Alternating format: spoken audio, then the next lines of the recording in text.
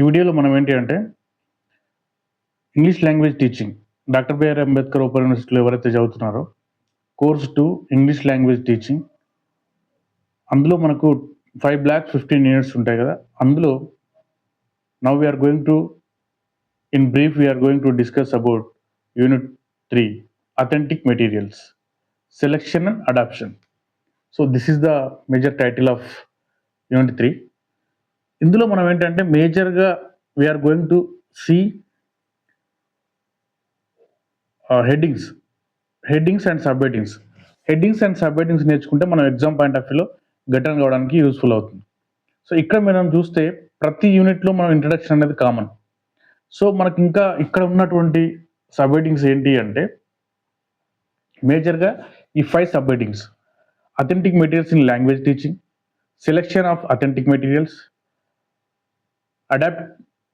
Adapting authentic materials for language teaching, using authentic materials in language practice, authentic materials in digital and distance learning. So ila manaku 5 headings. So each heading carries one introduction and 4 sub headings. So ila manaku ఉంటాయి.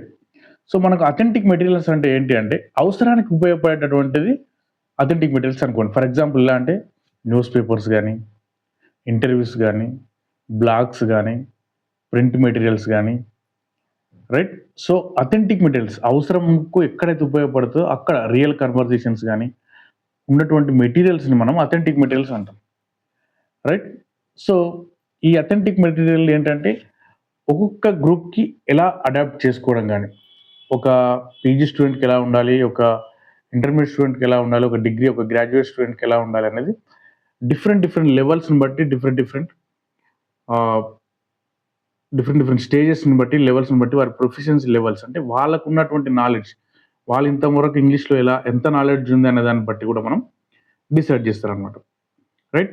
So ఇక్కడ మనం మేజర్గా గుర్తుంచుకోవాల్సినటువంటి 5 lines ఏంటి అంటే authentic materials in language teaching, selection of authentic materials, adapting authentic materials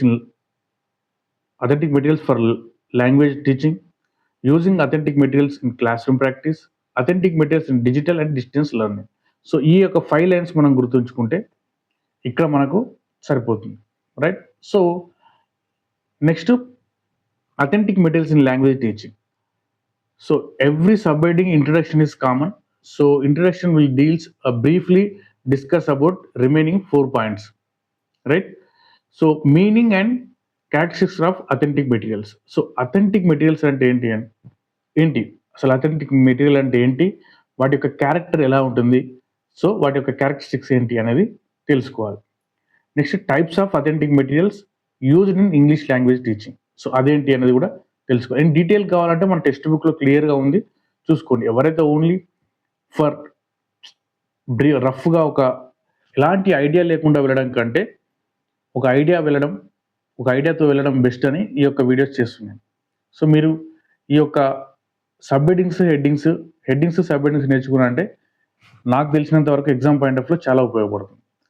types of authentic materials used in English language teaching, role of authentic materials in language teaching, language learning. So ఎలాంటి లెర్నింగ్లో మనకి ఎలాంటి ఉపయోగపడుతుంది అనేసి, right. Authentic materials advantages and challenges, ఎలాంటి challenges ఉంటాయి, వాటి యొక్క అడ్వాంటేజెస్ ఏంటి అనేది, right.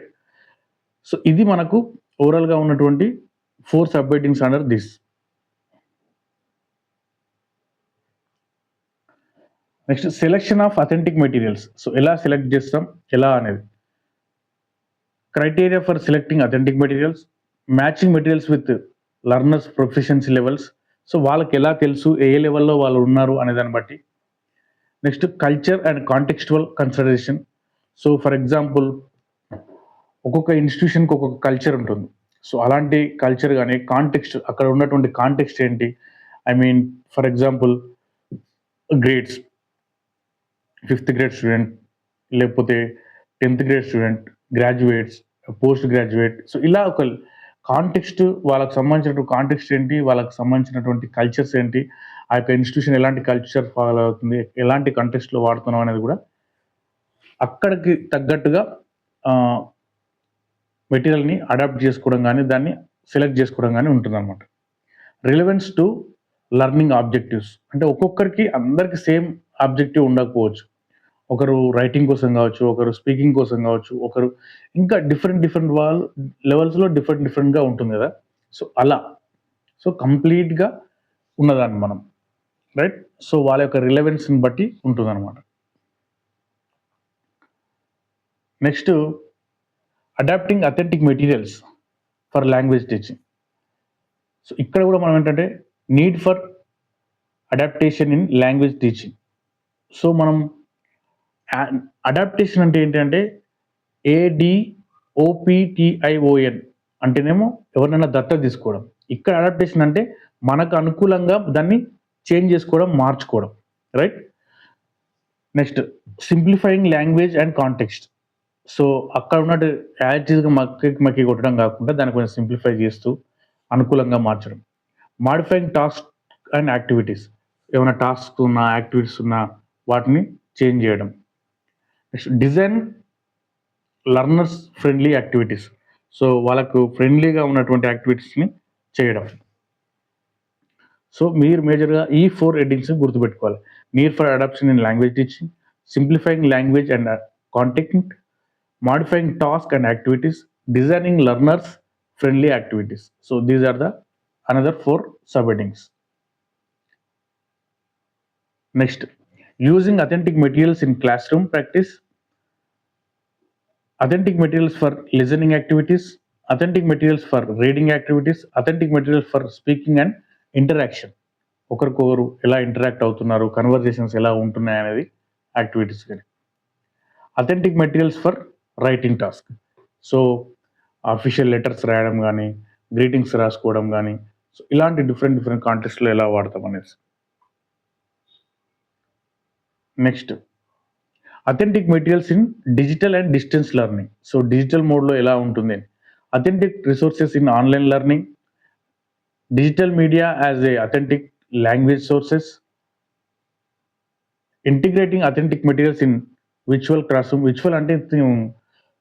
Virtual is nothing but మనకు వీడియో రూపకంగా కనిపించేదాన్ని విర్చువల్ క్లాస్ రూమ్స్ అంటాం.